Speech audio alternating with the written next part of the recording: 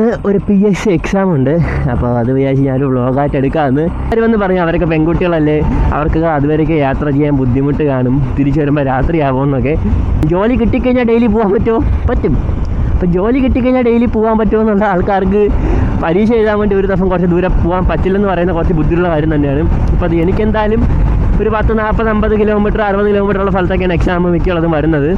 എക്സാമുകൾ ശ്രദ്ധിച്ചാൽ മതി, എല്ലാം അടുത്തുള്ള സ്കൂളുകളിലായിരിക്കും. ഇപ്പം നമ്മളിപ്പോൾ എഴുതുന്നത് നമ്മളൊക്കെ എന്ത് മണ്ടന്മാരാണോ? അത് നമ്മൾ കേരളത്തിൽ ഇന്ത്യയിൽ അന്നല്ലേ ജനിക്കുന്നത്. കാസ്റ്റ് ബേസിലൊക്കെ റിസർവേഷൻ കൊടുക്കേണ്ട ആവശ്യമൊന്നും സത്യം പറഞ്ഞാൽ ഇല്ല. പിന്നെ ചില പ്രമുഖന്മാരൊക്കെ ഇപ്പോൾ ഇൻ്റർവ്യൂലൊക്കെ തള്ളുന്നുണ്ട്, പട്ടികജാതി പട്ടികവർഗ്ഗക്കാർക്കൊന്നും DNA പഠിക്കേണ്ട കഴിവില്ലെന്ന്. ഇതിൻ്റെക്കാട്ടി വലിയൊരു ബ്ലണ്ടർ എൻ്റെ ലൈഫ് ടൈമിൽ കേട്ടിട്ടില്ല. എല്ലാവർക്കും കാസ്റ്റ് ബേസ് ഇക്വാലിറ്റി വേണം, ജെൻഡർ ബേസ് ഇക്വാലിറ്റി വേണം. പക്ഷേ ഈ ആനുകൂല്യങ്ങളും റിസർവേഷനൊക്കെ വരുമ്പോഴത്തേക്ക് ഇവന്മാരൊന്നും മിണ്ടത്തേ ഇല്ല.